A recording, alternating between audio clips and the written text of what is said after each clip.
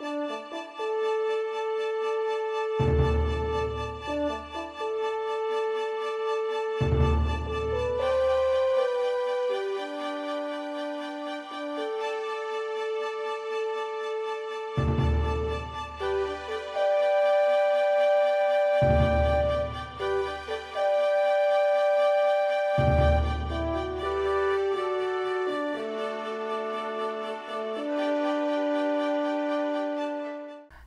everybody, I'm Dr. Geri Maples and I am the chapter director with Blue Star Families of Dayton and Southwestern Ohio, and I'm excited to be here today to chat with Mike and Lindsay Custer, who just moved here in August of last year after retiring from service in the military. So Mike is a retired battalion commander, and Lindsay is his lovely spouse. So I'm excited to be with you all here today.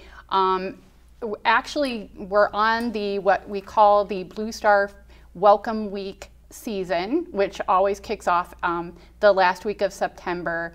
And so that week is really dedicated to those 600,000+ families who move annually during what we call PCS season, which is permanent change of station, where families can move on average up to 7 times and maybe even more throughout a retirement season of service. So Mike, as you know, you and Lindsay have done that several times as we've chatted before, and it's really part of that military culture.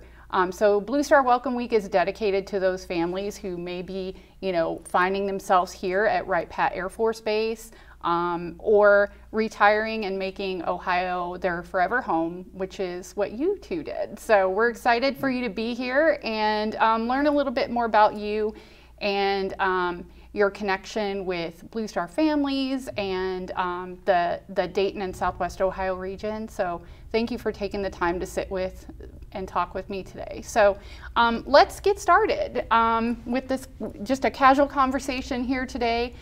For our audience, I will encourage you, if you are interested in learning more about Blue Star Families, to go to bluestarfam.org and learn how you can be involved with our chapter here, which started in 2020, February 2020. We're about 3,600-ish families throughout the Dayton and Southwestern Ohio region, and we'd love for you to get involved, and we'll just learn more about how, we'll talk about things we have on the horizon that they may want to be involved in. But let's learn more about you. So my first question is, Mike, when did you decide to go in the military?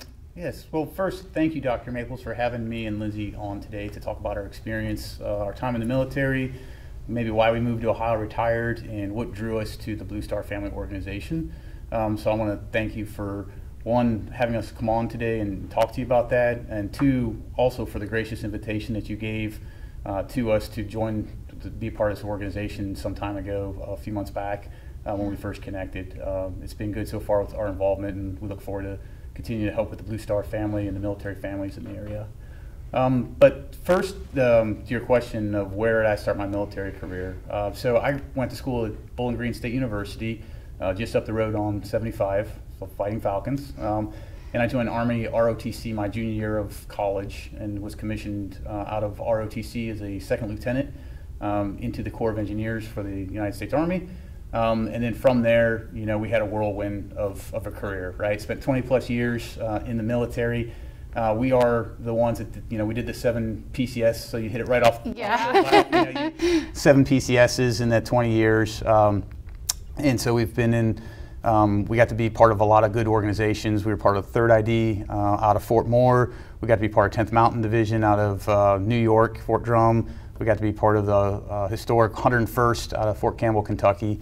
And so we've kind of got to be part of some really great organizations while we were in service.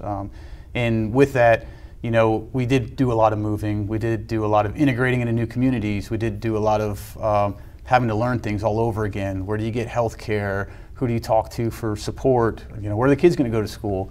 And so those were all challenges that military people face about every 2 to 3 years. And having organizations like Blue Star Family and other organizations out there that help you get through that is really very vital to helping us integrate into those communities, as well as helping relieve of some anxiety that we have when we go into new organizations. Yeah, absolutely, absolutely. Well, as you both know, I shared that I did not have those similar experiences because I was a National Guard military spouse for 20 plus years, but I can definitely relate to some of the things about moving and things like that, because my family's had to move due to deployments and things like that. I think the last time we moved, my husband moved me near my mom. So families are always on the move, right? Yeah. And so Lindsay, talk a little bit about how that impact was for you, being a spouse and a mom. It is very challenging to think about everything that kind of goes into it, but you're kind of you're starting over on average, maybe 2 or 3 years, and you kind of move to a new community. If you don't know somebody there, which you often don't, you're kind of having to get started over every single time. And the first go round when he was his earlier days in the Army, it was if he would go or deploy or be in trainings, I would be home trying to find work and trying to establish that, but then picking up and moving again just to do it all over again. And then when the kids came along, same thing. I chose to stay home with the boys at that time. We have four young sons, and you're just looking to we have to find a doctor every single time. Where are they going to go to school? Making friends, trying to find community wherever you're at. Yeah, and really, I think it's about finding that sense of belonging in your new community, right? And those things are often, I think, made at the last decision. Like, okay, I'm here now. Where am I going to go to the doctor? Where am I going to go to the beauty salon? Who's going to do my nails? Like all these things, right? Where's the nearest and best dentist? And just things that often, when we're already established in a community, we just kind of know, right? So that's what Blue Star Welcome Week is really all about. It's about welcoming families like yours who've moved 7 or more times, and finding those challenges about schools and doctors and just all of those things. So we have, which you guys were part of, we did a brainstorming breakfast and we're kicking off our block party, which is really a kickoff to our Blue Star Welcome Week here. And thank you both for coming and enjoying breakfast with us, by the way. That was really powerful. And it's all about new traditions. And in the military, it can be really hard to find a tradition, right? So we're going to make this block party an annual tradition here in our community and welcome new families like yours. But that's what it's about. You can build those relationships and enjoy a good food from a fabulous food truck, but at the same time, meet your neighbors. And for those out there watching, we want our civilian neighbors to come and be part of this, because you are, as a civilian, an integral part in helping making these new connections and strengthening our community. So, it really is, I think, important to all of us to make sure that our civilian neighbors help make those connections and help us feel a sense of belonging. As a transitioning family out of the service, Mike, I know you and I have had this kind of conversation, and you have now found your new path, but you kind of found that while you were in the military, correct? Do you want to talk a little bit about that? Yes, I can. Thank you. One, with the event coming up here on the 16th of September for the Blue Star Welcome Week, I just want to say, I think that is a great event, because And I think that folks that have recently transitioned out of the military, or if you're in the area, is a good thing to come, because what drew us to this organization was you get out of the military and it just kind of stops, right? And so there are a lot of organizations and there's a lot of support, and it just kind of does stop a little bit, and you kind of, if you transition, you might lose your way, right? If you retire to a large military installation and you know people, that's great. But there's a lot of us that don't, and so I encourage those people to come out and be a part of the organization, be a part of that event, and meet fellow people that just retired and are looking for those same connections, that have the same values, the same kind of beliefs, and want to connect with the same kind of folks. And to our civilian folks that are out there too, like, come be a part of it. The military community and the military family is a great group of people. Bond really quickly, and just have a lot of fun. So it'll be a great event, and I encourage a lot of people to come out to that. So my career path, right? And so, when you're in the military transitioning, you get a lot of classes. You go through TAP. You might get a resume class. How to do social media. And some tools to prepare you as you get out, right? But ultimately, you kind of have to walk your path of, what do I want to be next, and what am I transitioning to? And that's hard. I know I had kind of struggled with it a little bit, and I was lucky enough to be synced in with an old mentor of mine that said, hey, you might want to check out something called the Commit Foundation. And it was a organization that guides you through the change process, basically. What are your priorities? What do you want to aspire to? What do you see yourself doing next? And my coach at the time, we went through a bunch of modules and stuff, and he kind of helped me. And we take inventory of what it is you want to do. And so while I was in the military, one of the things that I always tried to help people with, that I learned early on, was their finances, right? Because a lot of people struggle with finances. The Army and the military, Air Force, they all have organizations set up to help people with that. But they struggle with simple things sometimes, like budgeting. Why? Because they're young people that may have just graduated high school and then came into the military, or they're a young family and they just came into the military, and there's a lot of expenses. And so while I was in the military, it was one of my kind of passions about how can we help them, because if we help them with that, we can reduce the stress, right? And then they can be focused on their job and their families. And so I worked a lot with we have brigade representatives in the Army for their finances, to help with budgeting and things like that. And I just saw how that relieved their stress. And then so as I was transitioning out, the coach asked me, hey, what do you like doing? Well, I like coaching people. I like helping people. I like being a part of a team. We kind of went through all this in the background. And he said, well, what do you do when you're not doing the Army? I was like, well, actually, I'm kind of a nerd. I like to follow, financial sectors, and I like sports and stuff. But that's kind of what I like to do, because it was just something I like to do, right? And so he kind of was like, well, have you ever thought of being a financial advisor? And I was like, well, kind of, but not really, And we kind of talked about it, and he actually guided me down that path. And he's like, hey, I think that aspires to your goals of helping people, some of your interests, and your passion to help other people succeed and coach them in those areas. So he was actually the one that kind of said, maybe you should look at that path. And so I did. And then I talked to a few other people, and I was lucky enough to get hooked up with some really great mentors in the local area, and ended up being hired by a financial firm named Edward Jones. And this has had a great culture, has been very welcoming to me as a former military person.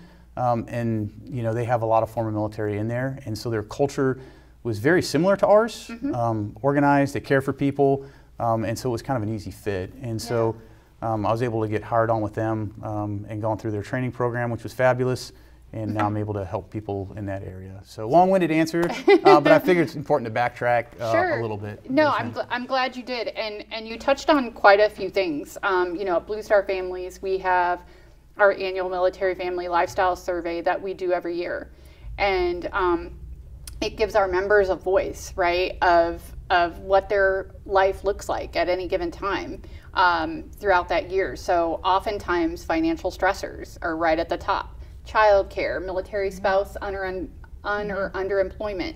And I feel like all of those things are connected. And I'm glad to know that you were able to find a way to make a difference, during that time, and kind of build on that and make a path for afterwards. And I feel like that's really important advice for those young folks who are going to make a military career, you know, all the way through retirement, because they can really kind of find what it's great advice to find what you like while you're in, and continue to build on those and make paths, so that the transition is a little easier.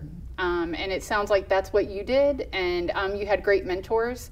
Mentors are really important. They are. And they can make a difference. So if I feel like your story is one that you were building connections while you were in, and you continue to pursue those connections while, you know, afterwards. So I feel like that's great advice for those young. So if there's any young service members out there, follow Mike's advice.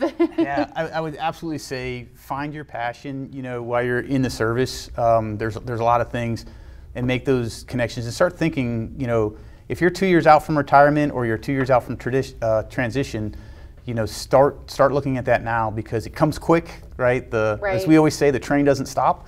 And so think of those things and start reaching out to people, because there's somebody out there that's probably already gone down that path and they can help you. So there's a lot of social media, there's a lot of organizations. I know Blue Stars has a great network, and employment and economics is kind of one of the pillars for Blue Stars.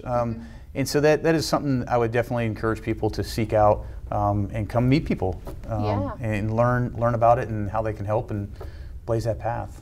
Yeah, absolutely, absolutely. There's always ways for our civilian folks or those that want to be involved to do their part, and help out our military service members and their veterans. I want to change over to Lindsay for a moment, not to put you on the hot spot or anything, but you talked a little bit about how you had to find employment and things like that when you transitioned. How challenging was that for you? For my field specifically, it's maybe not as challenging as what others face. I have a background in speech pathology, so it's a service that's needed everywhere. So that is maybe not as challenging as what many spouses face. That I do think that the underemployment or unemployment for spouses is often a big challenge for many spouses, because you're coming in, you may not have many connections in the area, but then, you know, they want to find employment, but maybe if it's apparent that the spouse may be moving again shortly, that's a challenge. I think that's often a challenge for many spouses. Yeah, I completely agree, and I've seen that, you know, firsthand, just in this role. And even before I started at Blue Star Families and this chapter was launched in 2020, I feel like even before I have saw those types of challenges with our military spouses, especially even, you know, after retirement, because even though you retire or your service time ends, you're still connected, right, to the military. You're just on a different path. And so I know for myself that was a big challenge when my husband was deployed overseas. Thankfully, I had a support network, but for our National Guard and Reserve families, that can be a big challenge too, because you're navigating within two cultures, right? One day you're civilian, and the next day you get a phone call and you're military again. So those types of things can be super challenging. So I'm glad that you were able to, it seems like, kind of transition a little bit.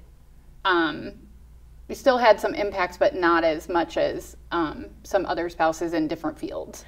And I've also had to, I think for me as well, staying home was a good option when as the kids came along, because another challenge in that as well is if you're employed and you have a service member who's deployed or is training all the time, the other balance to that is also childcare. Yes. Or if your child is then sick and you're the only one home, that you have to be home with your child, and you can't be in at work. So it's definitely. Yeah. I think there's two parts to that problem set, right? So the problem set that a lot of spouses face is, is what we've already talked about, right? It's you're going into a new environment on a short term. You know, it might be 2-3 years, and you know you're moving again, right? So that's kind of hard right there. Depending on where you move to, the job market's different, right? So you could go from an area that has a robust job market to an area where it's very tight, right? Because some military installations are in big cities, right? Some are in small. Yes. Some are just out there, right? Yes. Let's just face it, like they're out there. Like you gotta, you know, there's not a whole, you know, so like the skill sets change, and so military spouses have to like evolve their skill sets to different career paths, and then you have the dynamic of the soldier or the airman or the Marine that they get that phone call and say, hey, it's time to, you know, go to a 1, 2, 3 month training event, or it's time to deploy somewhere, whether it's, you know, on the States or, you know, internationally. And then all of a sudden, you know, to Lindsay's point, well, now I got childcare and a single parent and all of those things to worry about. And then plus you compound on that the anxiety sometimes that places on the children, right? And so some people say, well, you know, you can be a stay-at-home parent, right? Or you can still work, but then your children are going through something because one of the parents has left the home or what have you, and then so there's anxiety. So a lot of times for us, the decision was always just stay at home for the family, right? And then that has, you know, the economic impact or the career progression impact that you kind of have to look at. So those are tough decisions that our military folks have to face. Absolutely, absolutely, and you're so right. Because as a military spouse, you want to further your career, but oftentimes our spouses do take a career impact, and they're out of the workforce for some time. I know, you know, we've seen Blue Star Families career program make huge strides in that regard, and helping our spouses. You know, kind of think of their careers in an alternative perspective, while they are, you know, maybe remote or some other avenue. But a lot of moms do stay home because of, or husbands, spouses, stay home because of the child care impact. And I know we've seen and heard that firsthand through our survey every year. So I think that is a real thing to really kind of share with our audience today, that, you know, we do have these financial stressors and these childcare, and they're all really kind of interconnected, right? So I think it's really good to help put a perspective on that. So we do have Blue Star Families, Blue Star Welcome Week coming up. I know you guys are going to actively be involved in our block party. We do have other things on the horizon too, with Home Depot coming on the 21st and providing our families with fire prevention kits. So we're super excited about that, because those things often get forgotten in a move, right? So we want to keep our families safe.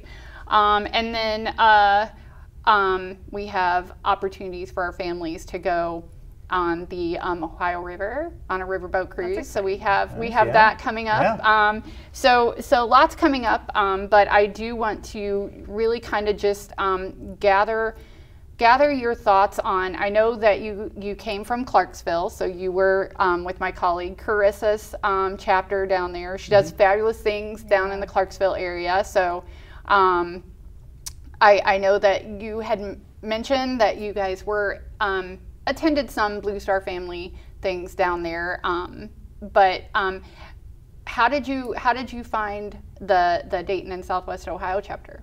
Yeah, so good question, right? And me and Lindsay were talking about this on the way down, right? On you know, when we got back from a recent deployment with 101st, the Blue Star Family was involved in the reception of every flight that came in, right? They were there.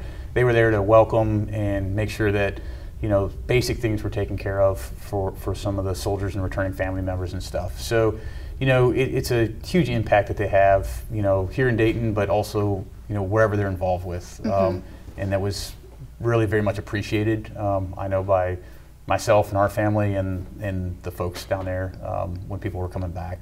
And then, of course, how did we get connected, right? I reached out, right? And so for everybody out there, we were looking to connect with the military. Why did we want to connect with the military?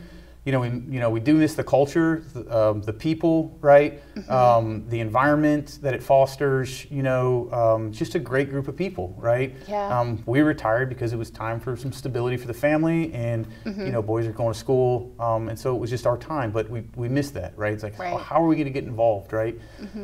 So, we reached out to Dr. Maples through, through social media, and she brought us in, and it's been great, right? And so we're looking forward to now integrating, with the military families and the communities down here at Wright-Patt Air Force Base, and here with the Blue Star families down here.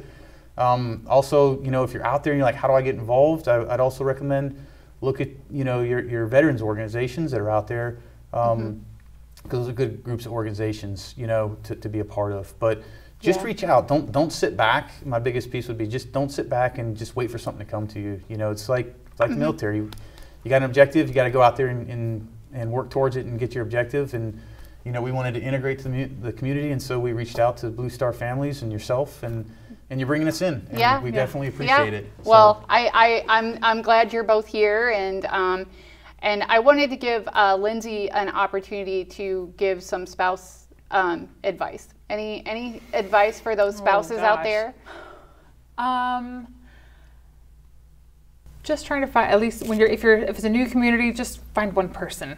And I think that Blue Star is doing a great job by they're trying to give you an opportunity to make that connection. If you may not know somebody, but hopefully you leave an event and you've met somebody new.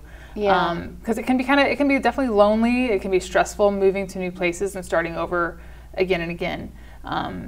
But just try to see if you can just make one connection. Right. One thing that I love when we do like our coffee connects and things like that is I love seeing spouses connecting with each other and liking and connecting on Facebook or social media or exchanging phone numbers. I do want to say, technology has made a big difference for our families, and with Blue Star Families, we now have an exclusive neighborhood just for our members, which is a safe place for them to connect. So I know that you both are part of, I believe, the neighborhood so far. So we have groups and things like that in there, and I feel like social media and technology has made it a little bit easier to change duty stations and or retire and make Ohio your forever home. So I guess I will close with saying that if there's anyone out there who has watched this and our audience out there who's watched this and is military connected, definitely do join Blue Star Families. We'd love to have you no matter what stage of service that you're in. Come out and meet us and join us for our block party and other things that we have on the horizon for Welcome Week. We'd love to welcome you in, and for our neighbors as well. This is a great way to do your part. You can volunteer or get involved in some other way. So thank you both for joining me today, and welcome. Thank you so much for having us. We really appreciate it. Thank you. Thank you.